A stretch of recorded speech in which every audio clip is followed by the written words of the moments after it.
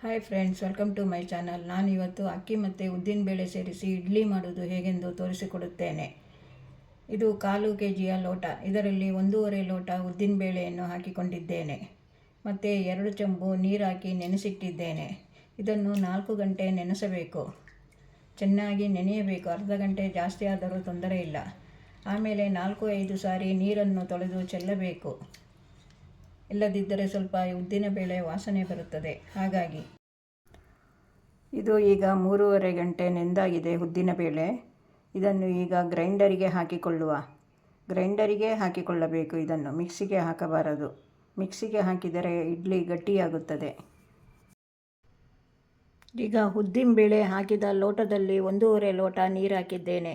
ಈ ರೀತಿ ದಪ್ಪ ಬರಬೇಕು. ಇದು ಚೆನ್ನಾಗಿ ದಪ್ಪ ಬಂದ ಮೇಲೆ ಮತ್ತೆ ಸ್ವಲ್ಪ ಅರ್ಧ ಲೋಟ ನೀರು ಹಾಕಿ ಮತ್ತೆ ರುಬ್ಬಿಕೊಳ್ಳಿ. ಇದು ಉದ್ದಿನ ಹಿಟ್ಟಿಗೆ ಮಿಕ್ಸ್ ಮಾಡಲು ಅಕ್ಕಿ ತರಿ. ಇದರಲ್ಲಿ 1.5 ಲೋಟ ಉದ್ದಿನಬೇಳೆ ತೆಗೆದುಕೊಂಡಿದ್ದೆ. ಅದಕ್ಕೆ ಈಗ ನಾನು 3.5 ಲೋಟ ತರಿ ಹಾಕುತ್ತೇನೆ. ಅಂದರೆ 2/4 ಲೋಟ ಒಂದು ಲೋಟಕ್ಕೆ, ಇನ್ನು ಒಂದು ಲೋಟಕ್ಕೆ 1/4 ಲೋಟ, ಒಟ್ಟು 3.5 ಲೋಟ. ಇದನ್ನು 10 ನಿಮಿಷ ಮೊದಲು ನೆನೆಸಿಡಿ. ಮಿಕ್ಸ್ ಮಾಡುವ 10 ನಿಮಿಷ ಮೊದಲು ನೆನೆಸಿಡಿ. ಈಗ ನೀರು ಹಾಕಿ ನೆನೆಸಿಟ್ಟುಕೊಂಡಿದ್ದೇವೆ. ಇದನ್ನು 10 ನಿಮಿಷ ಅಥವಾ 15 ನಿಮಿಷ ಆದರೂ ತೊಂದರೆ ಇಲ್ಲ. ಮತ್ತು 3 ಸರಿ ತೊಳೆಯಬೇಕು.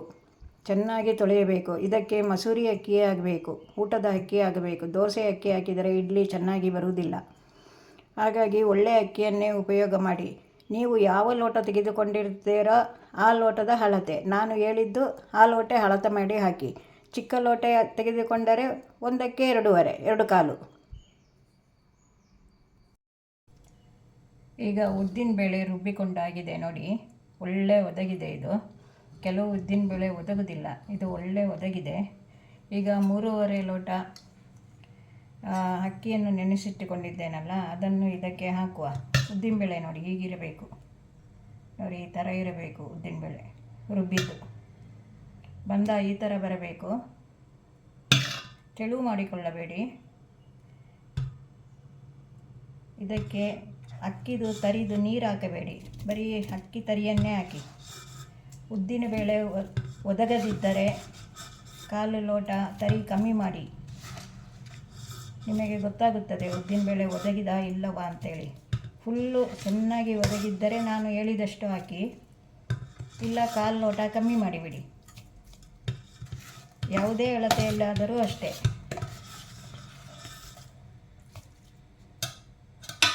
ಇದು ಎಲ್ಲ ಆಯಿತು. ಈಗ ಇದನ್ನು ಮಿಕ್ಸ್ ಮಾಡುವ. ರಾತ್ರಿ ಮಿಕ್ಸ್ ಮಾಡಿ ಬೆಳಗ್ಗೆ ಹಾಕೋದು. ಬೆಳಗ್ಗೆ ಮಿಕ್ಸ್ ಮಾಡಿದರೆ ಸಂಜೆಗಾಗುತ್ತೆ. ಸಂಜೆ ನೀವು ಹಾಕ್ಕೊಳ್ಳೋದಿದ್ದರೆ ಫ್ರಿಜ್ಜಲ್ಲಿ ಇಟ್ಕೊಳ್ಬೋದು. ಇದಕ್ಕೆ 2 ಚಮಚ ಉಪ್ಪು, 1.5 ಚಮಚ ಉಪ್ಪು ಈ ಚಮಚದಲ್ಲಿ.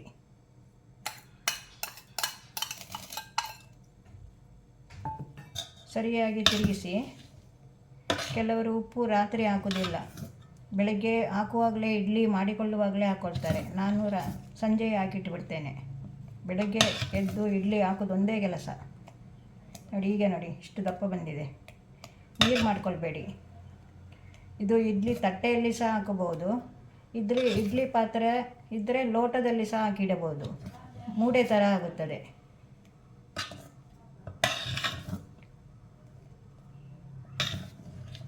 ನೋಡಿ ಇಷ್ಟೇ ಒಳ್ಳೆ ಬಂದಿದೆ ನೋಡಿ. ಇನ್ನು ಇಡ್ಲಿ ಹಾಕಿದರೆ ಸರಿ.